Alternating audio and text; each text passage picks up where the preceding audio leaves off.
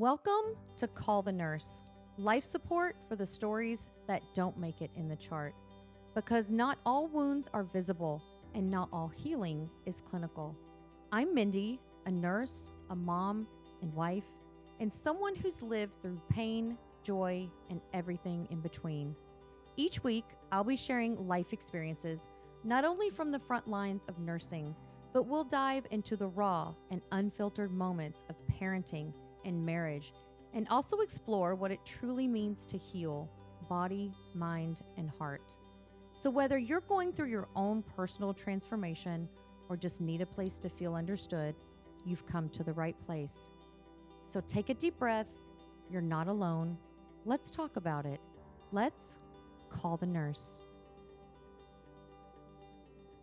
Welcome back to Call the Nurse, your weekly dose of life support. Today is a special guest, Dr. Donald Wiss. He was born and raised in Detroit, Michigan, received his bachelor's degree from Michigan State University, and his medical diploma from Wayne State University of Medicine. He completed orthopedic residency training at University of Pittsburgh with additional postgraduate fellowships at Oxford University in England, as well as training in Germany and Boston. He is with us today because he has written an incredible book. I would dare say his life's journey of caregiving has now turned into be a caregiver for his wife, who was diagnosed with early onset Alzheimer's. Dr. Wiss today is now retired. His academic contributions include his work as editor for 3 editions of highly regarded textbook, Master Techniques in Orthopedic Surgery Fractures, which my husband talks to me about a lot.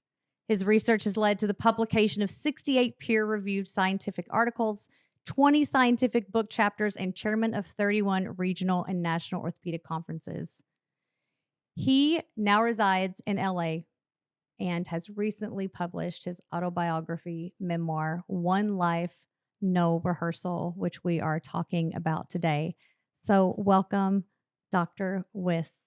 Thank you. It's very nice to be here. Yes, nice meeting you. As I told you, my husband has talked about you for years.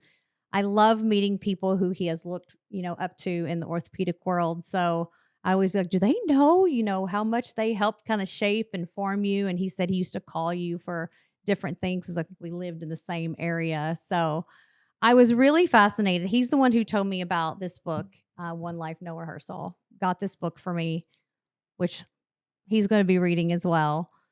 I thought it was really fascinating because I don't see a lot of, now maybe not all orthopedic surgeons are the same, but they tend to be maybe not the warmest, they're very technical, but the way you've taken on this role of taking care of your wife has been so inspiring. I could barely get through the book, especially towards the end, without tearing up.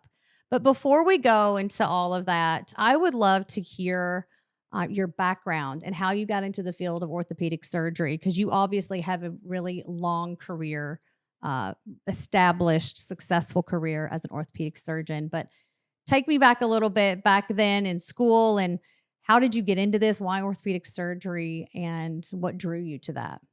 Well, if we take a couple of big steps backward, my father, after World War II, went into the shoe business, and I had worked with him during summers and breaks and realized that I did not want to follow in my father's footsteps, even though that would have been an opportunity. And, in high school, I was pretty good at science, and I was also good with my hands. I like fixing things and whatnot. And I decided that, perhaps I could do something else. And for a brief moment, I thought maybe I'd go become a dentist. And I realized that I don't like going to the dentist, and everybody else I know doesn't like going to the dentist. Why do I want to go to? No.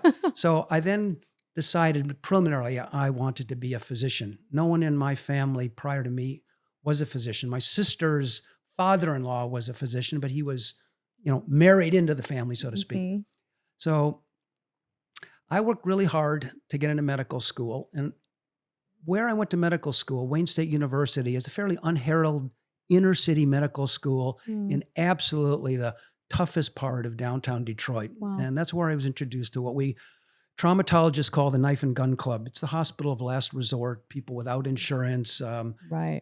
advanced stages of diseases, neglected health, et cetera, Mm-hmm. et cetera. It's kind of like a county hospital It was area. a county hospital Right. where you did much of your training. And that's where I was immersed into a transformative period where I learned that, talent is universal, but opportunity is not. Right. And I learned that many people that don't have insurance don't mean that they're bad people. They just don't have the opportunities that some other people have. Right.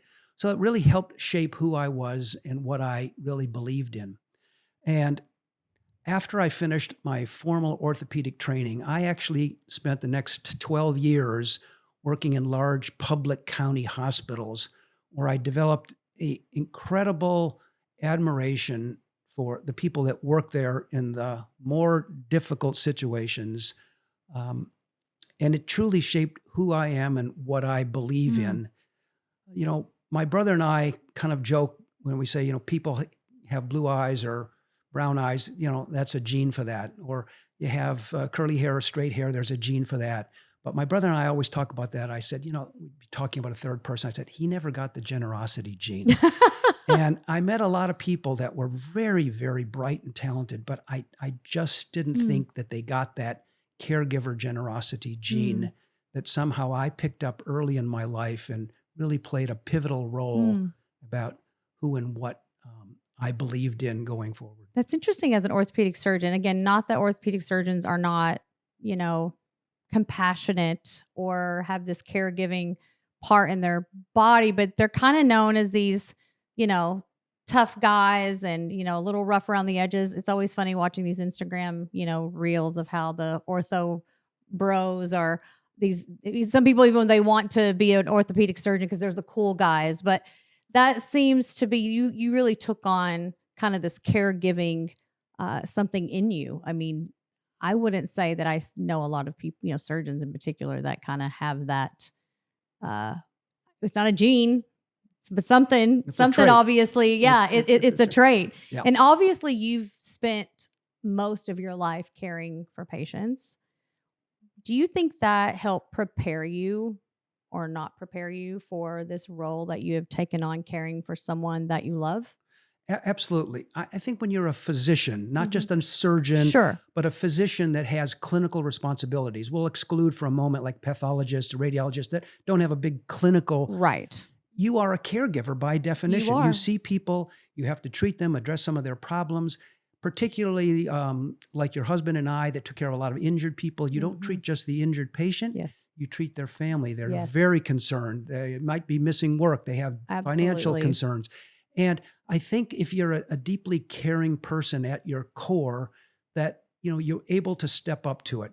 I think that the kind of the vision that surgeons in general or orthopedic surgeons are more cold and aloof is kind of something in the past. They're jocks and they're smart and heavy, but not so caring. And I don't think that's completely true. I agree. Do you think it's because of the technical with all the tools, and do you think that maybe that's where that comes from? They're using a lot of drills, and they kind of brings out the carpenter. Alon always says he's a human carpenter. He loved to work with his hands as well. Like maybe it's that people just have this. I don't know. I mean, the whole world of construction, people that are on the construction sites and building apartment buildings and plumbers and everything else. That's true. They work with tools. Could they possibly be very compassionate people at home? It's true.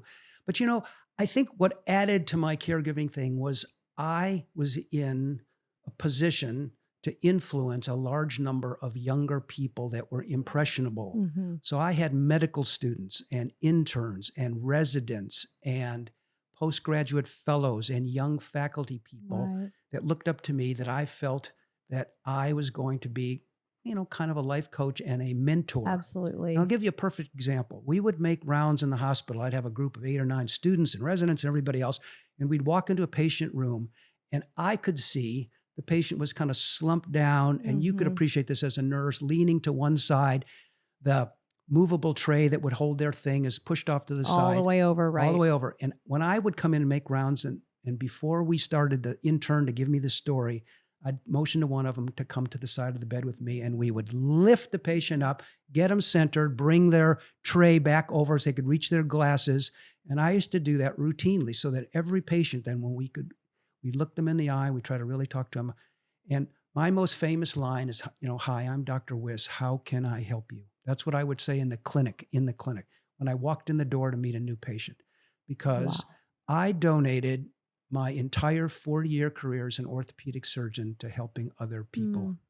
That's pretty impressive. I'm not saying I don't see that, but I don't see that as often to where a doctor, I mean, recently I had a PA for a neurosurgeon say, "Oh, can you go get a urinal? I think, they need to go potty or whatever." And no, I'll help them.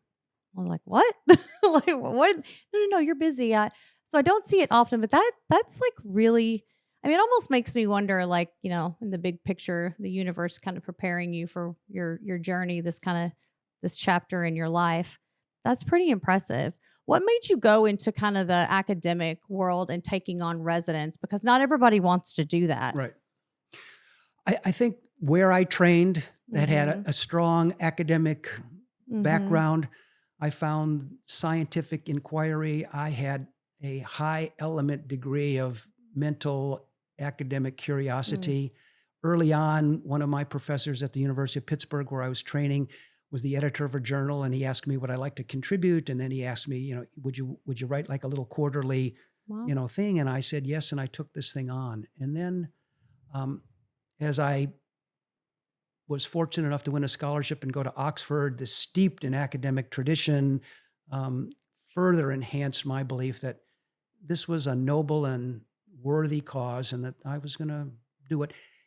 I wasn't signing a life contract. I could always do it for 1 year or 5 years and then walk away, Right. and say, I did my thing. I'm going to go into private practice and make a boatload of money and have a fancy new car and, country club membership. I know guys like that. So do I. Were you and your wife, were you married at this point? Was she kind of with you through medical school, or when did you meet her? I met my wife when I did 2 years of general surgery training before I went into orthopedics. And I did that at the old Cedars of Lebanon, Mount Sinai in Los Angeles before they built the current gigantic structure. And she was a respiratory therapist and I was a surgical intern. And I saw her, because she was, as a respiratory therapist, she spent a lot of time in the ICU, and we'd have ICU rounds and whatever. And I saw her and I kept looking, and she seemed interesting. And then we'd make some small talk, in the hallway or in the cafeteria. And then one day I got up enough courage to ask her out on a for real date.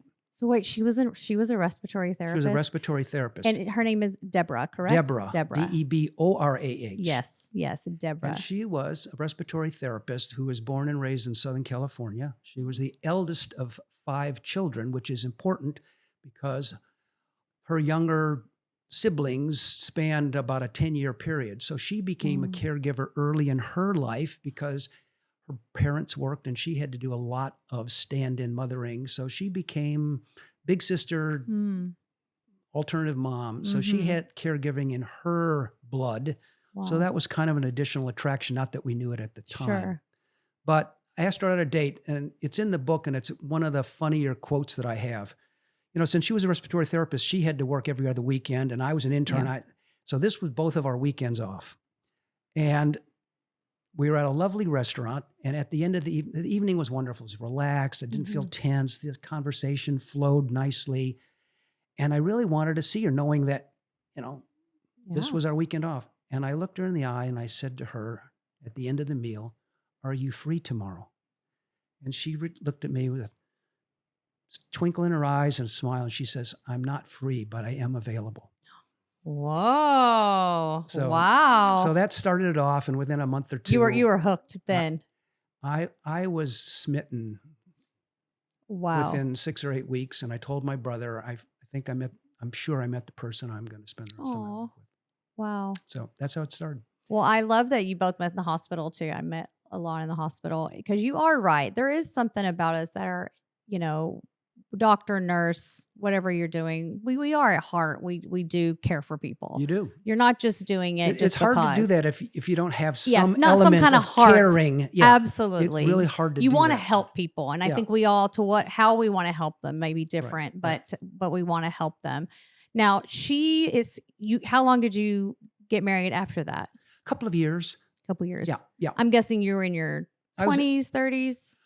I got married when I was 26, 27. She's 2.5 years younger than I. Mm-hmm. And I was in my third year of orthopedic residency training.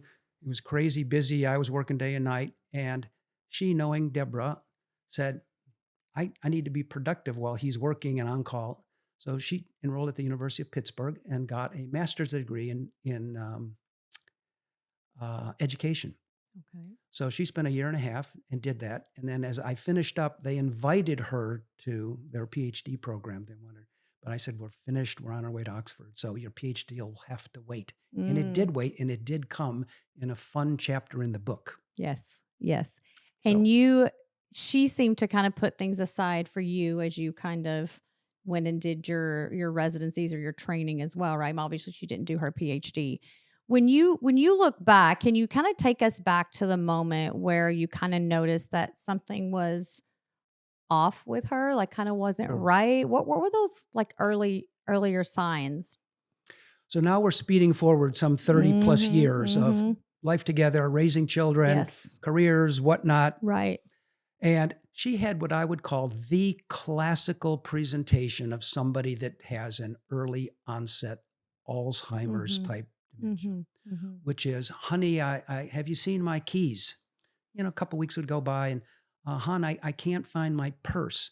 And in the beginning, you don't think about it. We're all busy. I mean, I was still working. I was up at all hours of the day and night. Who hasn't said, right? I've gone there. What did I do with my right? something? And I'll and walk how old around was the she? house. How old was she at this time? She was in her early 60s. Okay. I would say 63, 64. I'm in that kind of perimenopause thing to where, they say you have brain fog. I'm like thinking to myself, I mean, I'm doing that all the time right now, and I'm chalking it up to hormones.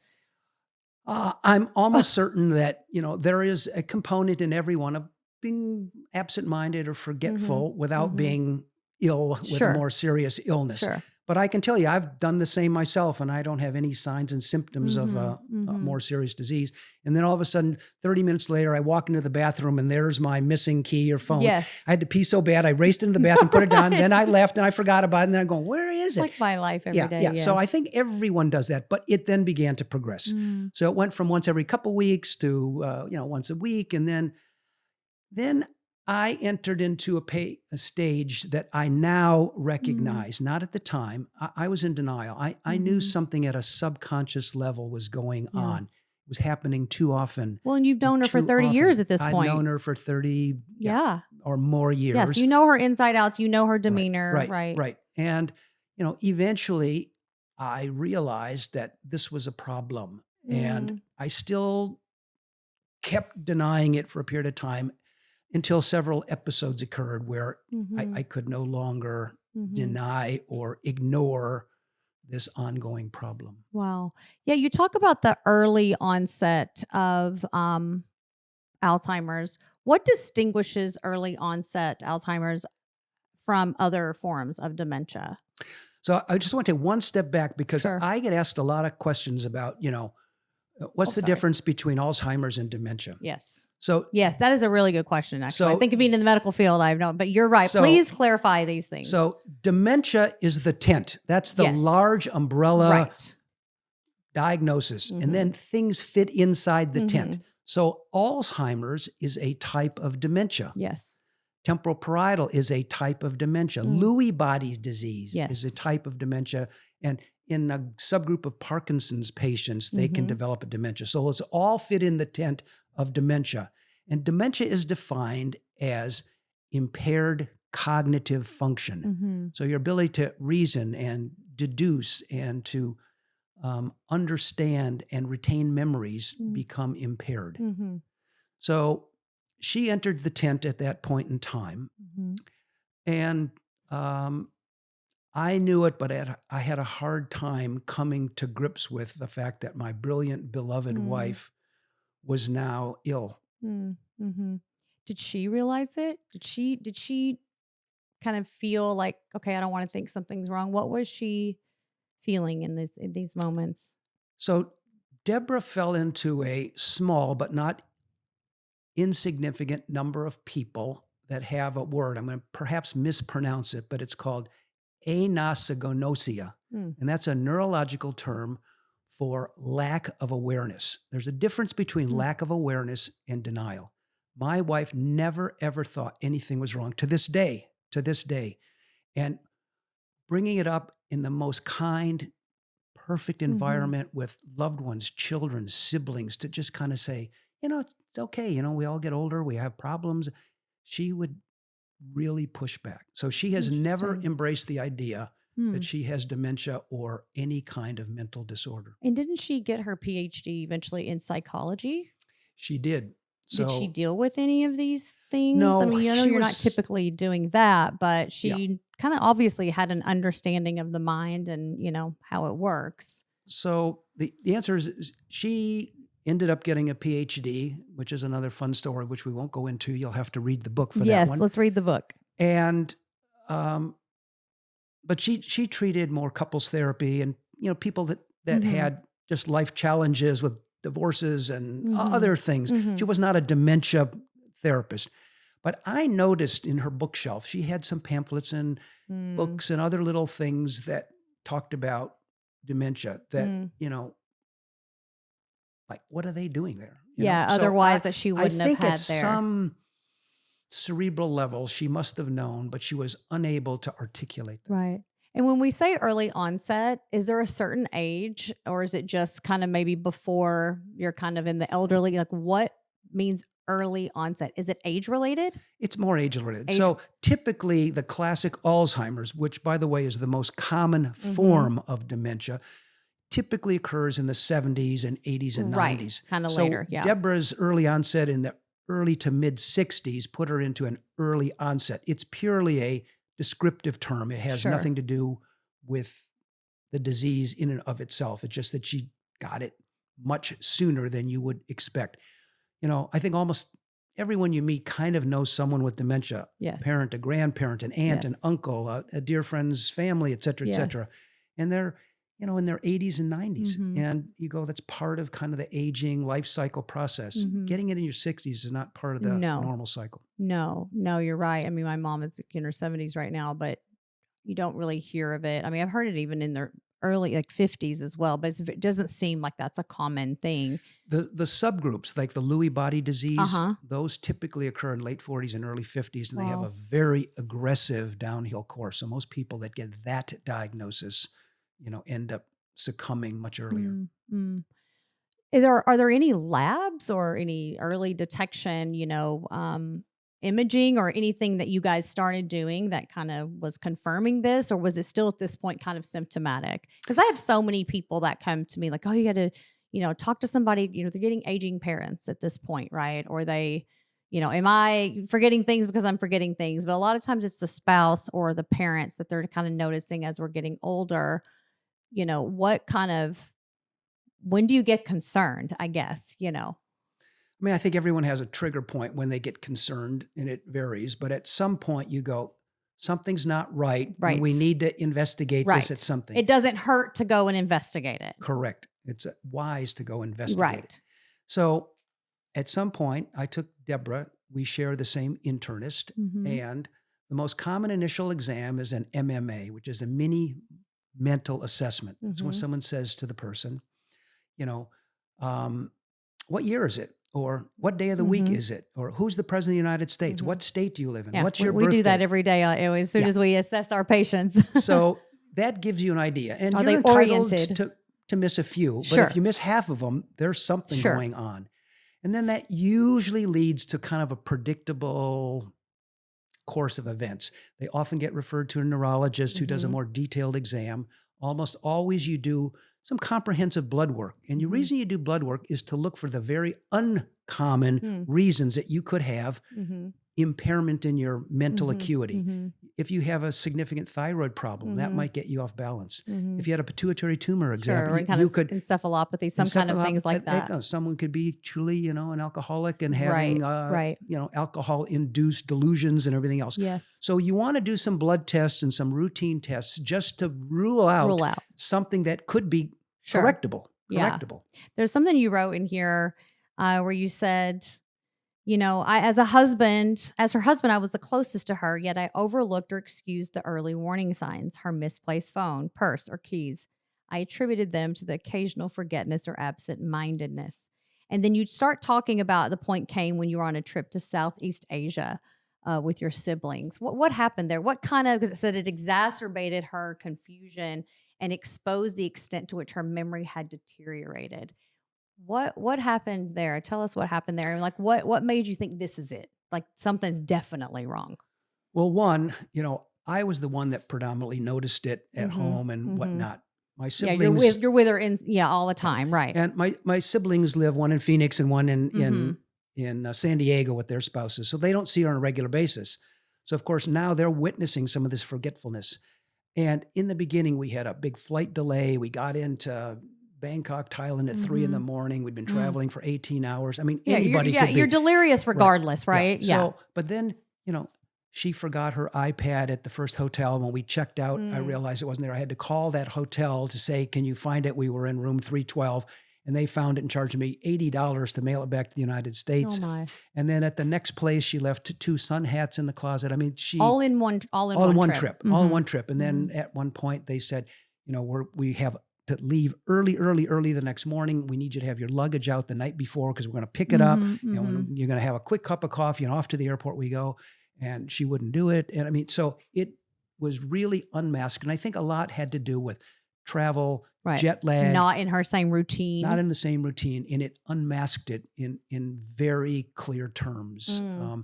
And my siblings were just shocked. Because they didn't know her that way. They didn't see her that Right. way. They would only see her a couple times a year. Yeah. Yeah. So, Wow.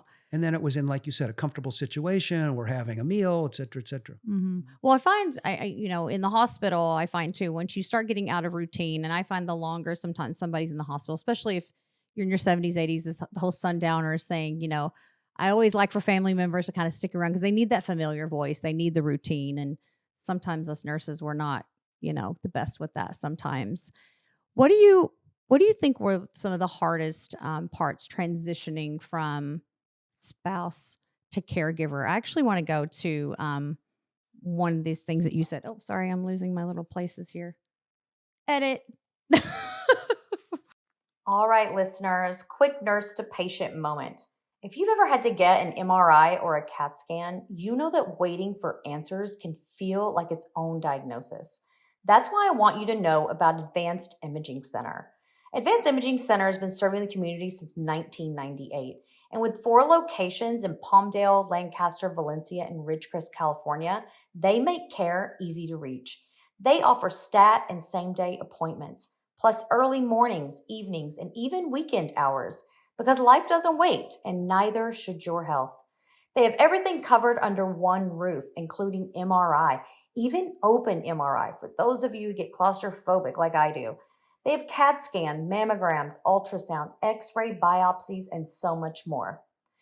They take PPO and HMO insurances, Medicare, Medi-Cal, workers' comp, and also offer discounted cash pricing. So if you need imaging or someone you love does, visit aicscan.com or call 661-949-8111 and let them know Mindie sent you. Advanced Imaging Center, bringing clarity to the moments that matter. Because I wanted to ask you about the hardest parts of you transitioning, but you mentioned something in here that I really related with. I've gone through a lot with my daughter in the last couple years, and the physical toll it takes on the caregiver or the person kind of with them. And you write about this, that it said, her illness had taken an enormous mental, emotional, and spiritual, physical toll on me as her primary caregiver. I've lost more than 15 pounds, developed irritable bowel syndrome. I can no longer sleep through the night without sleeping pills. It was hard to let go and relax because I was always on high alert, which produced a restless agitation that I knew was unhealthy.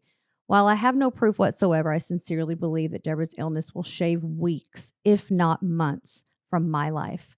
I aged very slowly, then all at once. I literally have chills saying that because to me, that's the ultimate sacrifice. And I, very different ways, but when I read that, I'm like, that was my life over the last 2 years. Developed colitis, irritable bowel. I wasn't sleeping because my daughter is in a residential, therapeutic boarding school.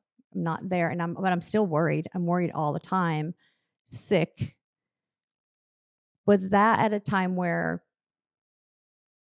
are you still spouse? I mean, obviously you're going to be spouse, you're with her, but you're in caregiver mode. Was that some of the hardest parts for you? The physical toll it took on you? Yes, it was. I mean, I think we often internalize many of the mental stresses and challenges that we Absolutely. face.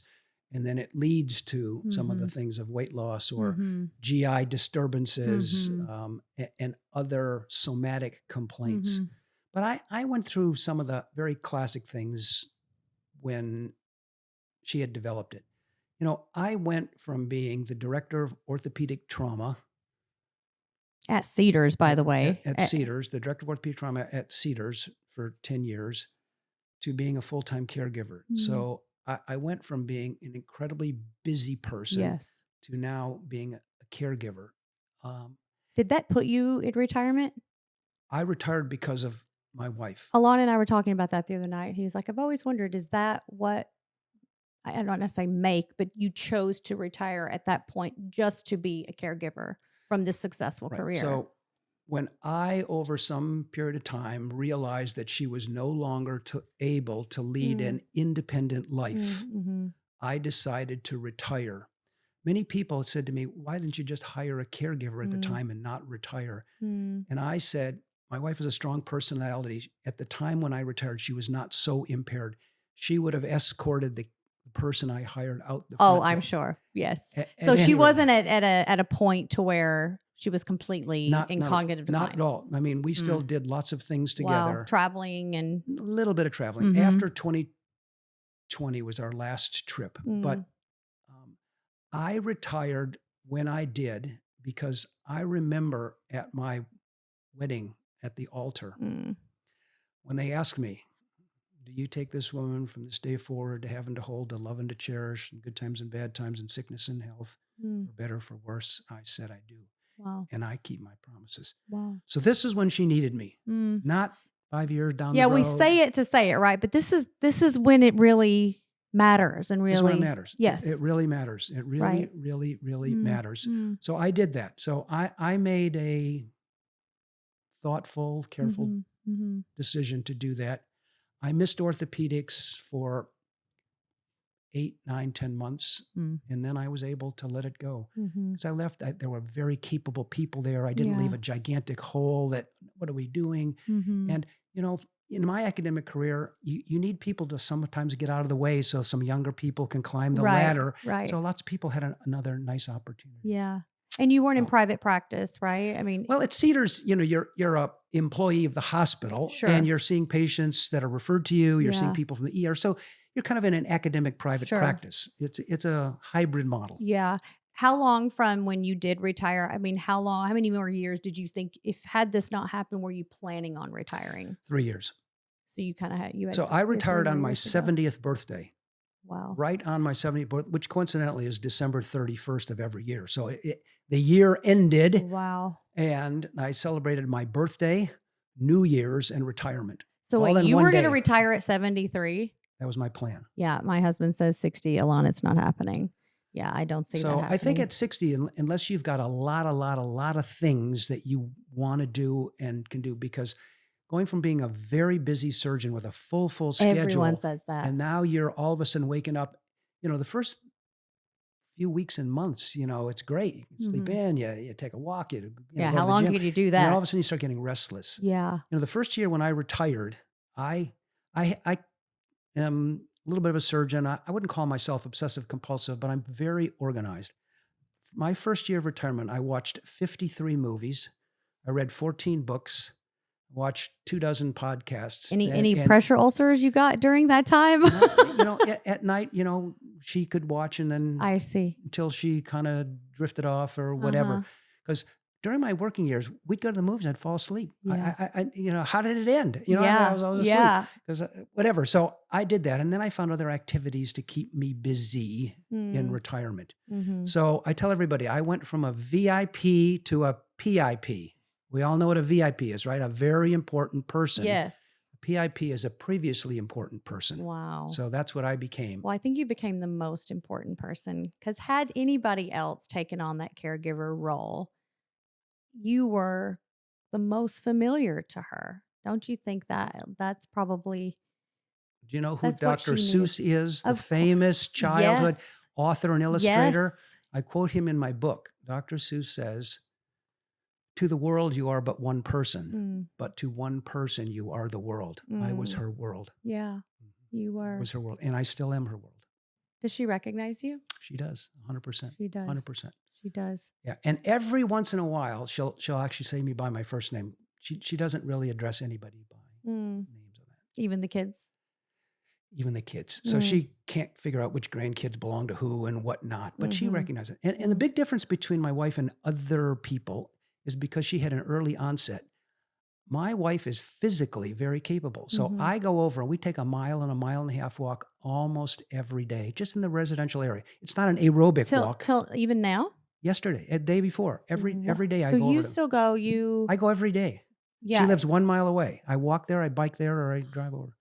Wow. And the other thing that I do is music retains in the brain for a long time. Yes. And music was an important part of Deborah's in our lives. We had season tickets to the Hollywood Bowl for 22 years. I saw that. And we went to lots of concerts. And I had a huge record collection from growing up in Detroit and Motown and all that other stuff. And I tailored my collection over many, many years. I have 3,500 songs and music videos.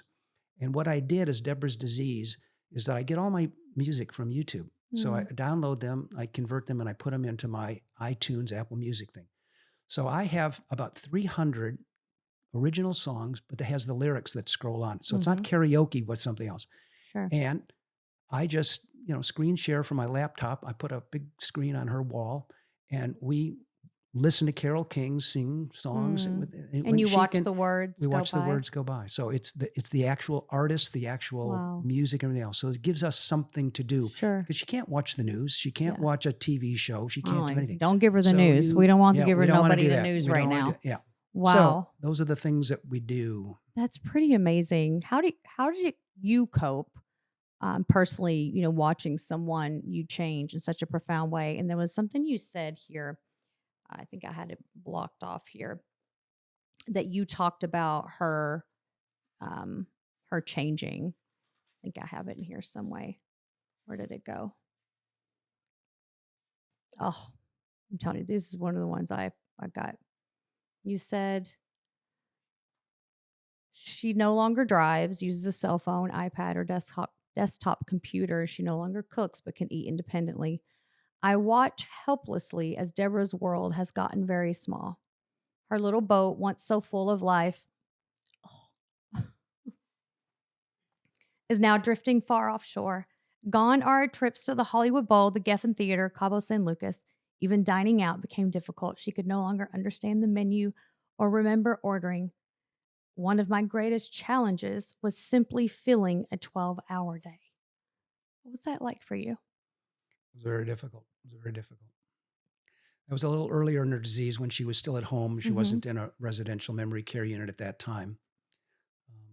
And I had to work through what I think almost everyone that has a loved one that has a serious illness, dementia, et cetera. I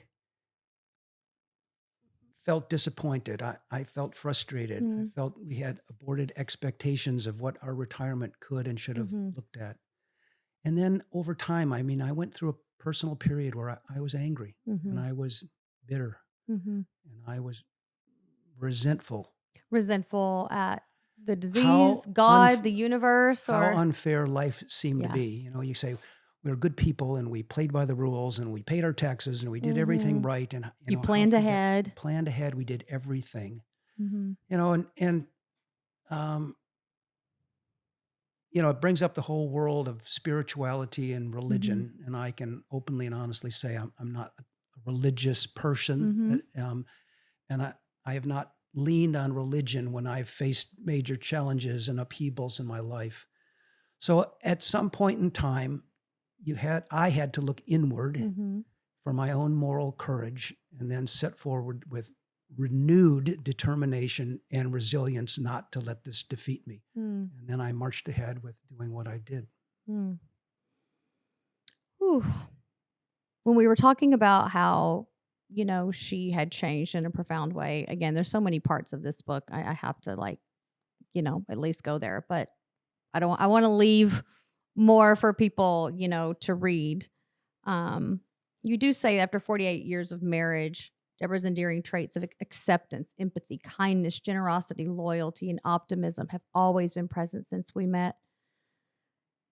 And in an added cruel twist of fate, Deborah earned a PhD in clinical psychology and used her trained mind to help others with mental and emotional problems. And now her own mind, memory, dignity, and humanity were being slowly erased before my eyes.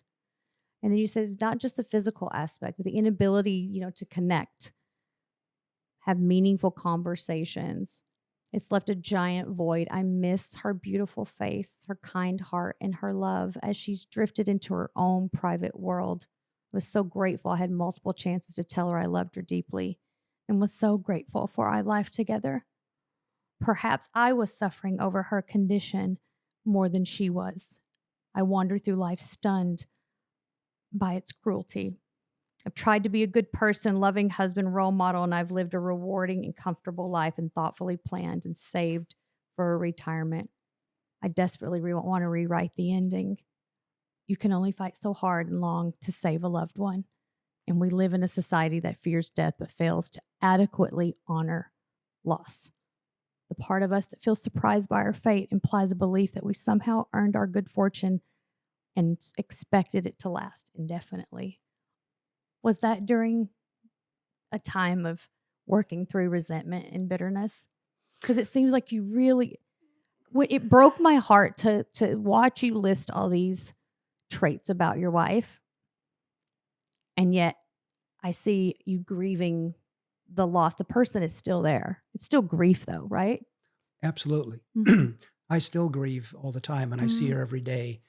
But in order to maintain my sanity and to continue to be a devoted husband and caregiver, I've learned a few things, and amongst them is never to put those patients in an uncomfortable position. So when people come over and bring a grandson, they say, what's his name? What's his name? You know she's going to struggle with that. And I say, it's not what you say, but how you say it. So rather than ask her to say the name, you say, hi, your grandson Nathan is here to see you. Isn't it wonderful? So you have to learn how to do that.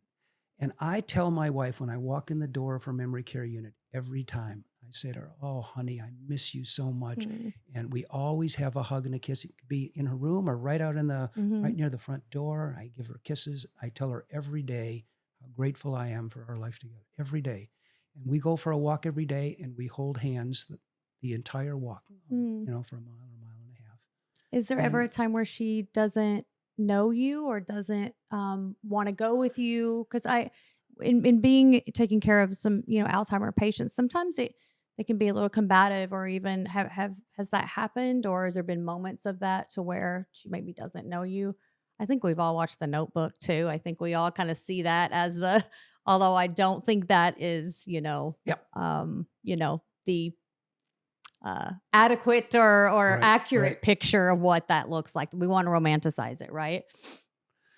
So there are periods where she can be quite stubborn and push back and whatnot. And what I have learned from 10 years of doing this is that in areas of sort of confrontation, pushback, you need to find what I call a win-win. She has to win some part of it, and I need to win some.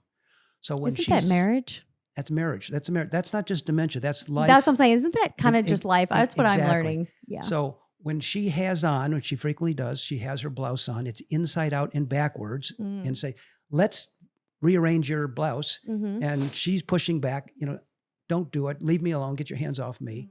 I go, yeah, it doesn't look so bad, Yeah. And, it's not the battle to fight, right? It's not the battle to fight. Right. She's in a 6-bed residential. Right. Who cares? She's safe. She's not. Right, Yeah. right. And so I just go, well, maybe after lunch, we'll change it. So you look for the win-win in all situations. And the other incredibly important thing that I learned is the word pivot. So when in moments when she won't take a shower or she won't take medicines or something else, I pivot, rather than beat on this dead horse and it's just raising the stakes. I go, I got a phone call from your sister in Oklahoma. She said she wanted to say hi and she's thinking of coming out at Christmas to visit. So you pivot away from any areas of controversy and boom, you're onto something else. And now you can move forward and then circle around and deal with that later. I feel like that's kind of a gift sometimes even of an orthopedic surgeon. Alana and I talk a lot about how when he was in a case and he kind of had to MacGyver the situation or he had to pivot because once he got in there, Wasn't what he expected. Wasn't what he expected. I don't know. It feels like maybe you have this gift. I mean, maybe this orthopedic surgery career really has prepared you, in some ways. I just feel like your ability to pivot even with your wife, even though it's in a much more compassionate, not technical way, like that's pretty impressive. So what I didn't tell you, and we don't have time to do this thing, but before I wrote my book, because I was in academics, when you get to be in academics and you start to get gray hair and a slightly receding hairline, you're often asked to give a keynote address or the luncheon symposium topic. And many times when I went to different universities around the country and around the world, you're asked as visiting professor to give something. Yes. So I've written what I call the WIS tetralogy. I have written 4 philosophical things based on my observations of life, based on a lot of reading that I do because I enjoy reading, about how does your life create meaning and a variety of things. So a lot of those have been incorporated into how I approach life and what I do with not just my wife, but with my children and friends and whatnot, which has paved the way for me to lead a interesting and fulfilling and I saw this, I read this, and I'm not even going to read it because I want people to read it themselves of what you said at the end about leaving your legacy. It was so powerful of how you really gave the advice of what to do, with your life and in your perspective now. I'm curious if with your wife, knowing her so well, if she could understand what you're doing now. You've retired from orthopedic surgery. Maybe she, cognitively knew that then. I'm not sure if she quite gets it now, but what do you think she would think about what you're doing right now, taking this story and using it for good? But what do you think she would want people to take away from sharing her story and using it to help others? Well, her disease has progressed now to the point where she no longer has the cognitive skills to be able to reflect on that complex topic. But you knew her. But I knew her all along. So what do you think she would? I've said to everyone when they say you're such a good husband and you've done so much more than most people we know. I've had some of my wife's closest friends whisper in my ear, my husband's never going to do that to me. Well, I can tell you that. I can tell you that. I mean, we've seen that. And it's not even to their fault, I think. I mean, I do think, people even move on. They may not even divorce and they just, they do move on. But that doesn't seem like that's crossed your mind. I really honestly believe, and that might sound maudlin, whatever. I am 99.99% positive that if the tables were turned, she would do this for me. That's the relationship we had. She would do this for me. And I would tell everybody, if you have a family, I think you ought to hope for a daughter, because I'm convinced that with 2 sons, who's going to take care of me, when my wife is gone and now I'm... It's probably those daughter-in-laws that are going to do it. Daughter-in-laws, don't count on it. You need a blood daughter that you have a good relationship that is going to wipe your butt and change the diapers and everything else. I mean, my wife's is in Depends now, and there's all sorts of things that. And you do that. She's in a care facility, so the caregivers do that. Sure. I'm not doing the hands-on every day, but I will give you one last funny story. Is when she first went to the original Silverado memory care unit, She wouldn't take a shower. I mean, there's 3 people. I mean, her arms were bruised because they had 2 people hold her down and Very get her. common, yeah. And even now when she moved to the new place, the 6-bed residential, she wouldn't do it. And for the first 2 months she was there, I stripped naked, got her undressed, and we took a shower together so she could do that. So I would, wash her back, and she'd put out her hand, I'd put some shampoo and she'd wash her hair. But when she'd get out, I blew dry it. And to this day, every 4 to 6 weeks, I take her to the hair salon to get her, just a wash and a blow dry. Every 6, 8 weeks, she gets a manicure and a pedicure.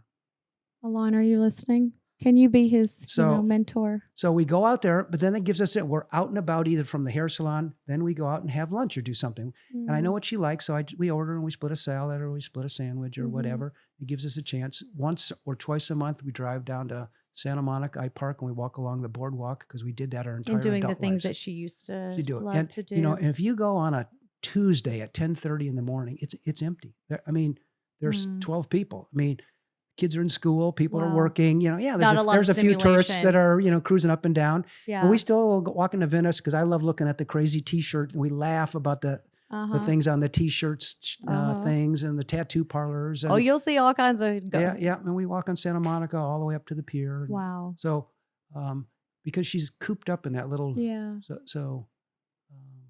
I think you could easily just think, oh, she's taken care of and kind of move on. You don't do that. I mean, the word sacrifice just really keeps coming to my mind of you're kind of the ultimate example of that. It's really inspiring.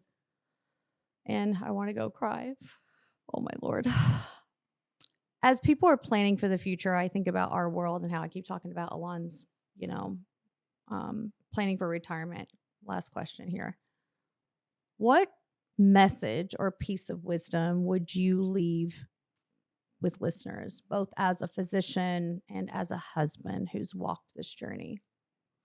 Well, I think for anybody contemplating retirement, you need to have a plan. And I think that surgeons, like airline pilots, we have a checklist and you need to sit down and realistically look at it. And as I said in the book, you should retire when you are ready, not when someone else thinks you're ready. Sure. So if a spouse nags you to retire early and you do that and now you're miserable, that's not a good, happy outcome. Right. So you really, really need to plan for your eventual retirement. And you need to have that checklist. Do I really have the finances that I'll be able to live the lifestyle that I want? Or am I going to have to change? Do I have appropriate insurance and whatnot that will go forward? And I didn't mention to you, which is very important, and I know we've run out of time, but 20 years ago, my attorney said to me, I need you to talk to this guy. 20 years ago, I met this guy who's an insurance broker. And he said, you're an orthopedic surgeon with a wife and 2 kids. You don't have any life insurance. So I bought a life insurance policy. A year later, he called me up and he said to me, you're an orthopedic surgeon. What happens if, your hand gets chopped off? You cut your hand off. Yeah, exactly. You need disability insurance. And I'm going, hey, I don't have, he says, you need to, so I did it. And then a year later, he said to me, you need a long-term health care policy, long-term care policy. I keep hearing about that and now it's almost impossible unless you really have deep pockets. But 18 years ago when I got it, I bought 2 policies, one for her and one for me. Wow. So she's in a residential care unit and it's $11,000 a month.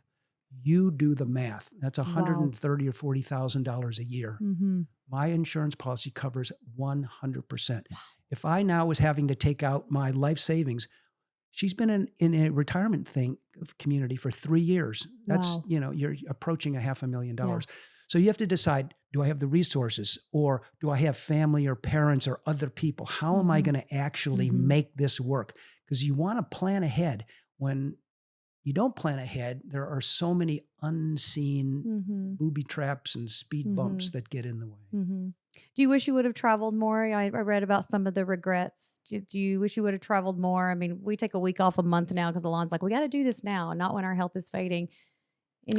Yeah, my academic world allowed me to travel around the world. I mean, I've been to South America 5 times, and Australia and New Zealand. I went to Russia. We lived in England for a year. I lived in Germany for 4 months. Spent a month in Greece. I mean, I've really done it. I haven't seen the world. There's parts that I would love to have seen that we would have seen had she didn't get ill, and we would have done more. Wow. But it's okay. I saw enough. Well, you kept your vows. You've kept this commitment that you swore to do, and I think that's more than what a lot of people can say. And I'm really in awe of you. Really, not even just as a professional, but just as a husband who've really dedicated and sacrificed a lot of your own needs or wants to really be there, for your wife. And it sounds like you're in it for the long haul, no matter how long this goes. right. I didn't know that you were still going and doing walks, and it just tells you this was in you. You're right. This was in you a long time ago. This caregiving piece of you. Yeah. As my brother and I said, we got the generosity, caring gene. Yeah. We did. He's just like me. Yeah. What's the difference between involvement and commitment as we end this lovely chat? Well, I always say, are you interested or are you committed? So it's like eggs and bacon. Yes. The chicken's involved, the pig is committed. That is true. We always say that with the gym. Are you interested?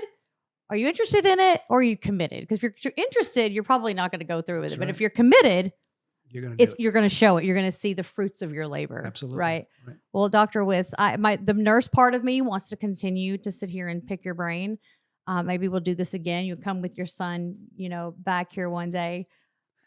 I will come, but I'll be sitting in the chair in the back and you'll be and chatting tell him, with wrap it up. No. He's an incredible. We'll get him in here. And I know my husband is so bummed to not be here because he really looks up to you. And he looks up to you as a professional. I don't think he really completely understands or knows, but you have such an incredible story. I'm so glad you wrote this book. And for people who are listening, I'm going to put your information on the podcast description, but if you could let people know where to get your book. And I know you mentioned even donations to, certain places here in the book. Would you like to share with us, Sure. different places? So this book is published on Amazon. Virtually everybody I know knows how to get to Amazon and order something. And if you're a Prime member, you'll have it very quickly. Mm-hmm. And you literally can put in my name, Donald A. Wiss, or you can put in the title of the book, One Life, No Rehearsal, a surgeon's memoir of healing, heartbreak, and legacy. And it's available as a paperback or as a Kindle kind of iPad download. And I had, before I published the book, had pledged to donate all of my royalties to OPECA, which is an outpatient adult care center that my wife Deborah attended as an outpatient before she went to memory care. Unfortunately, if you buy a paperback, the royalty on that is about $2. So you can imagine you have to sell 40 or 50,000 books. So what I really need you to do is help get me on Oprah Winfrey's show so I can do that. But if you do, we're going together. We're making this happen. But I ended up making an independent caregiving campaign, and my goal was $100,000. And as of last week, I was at 85,000. Wow! So I'm hopeful that in the next, Amazing. month or two, I will achieve my goal. Wow! So not only are you caring for your wife, philanthropic, you are raising money for an incredible cause. I don't think there's many things that you don't do, and I do feel like this caregiving role for your wife is quite honestly your most important role of your life. Thank you. Thank you for sharing it with us. My pleasure. Thank you for listening to Call the Nurse. I'll see you next shift.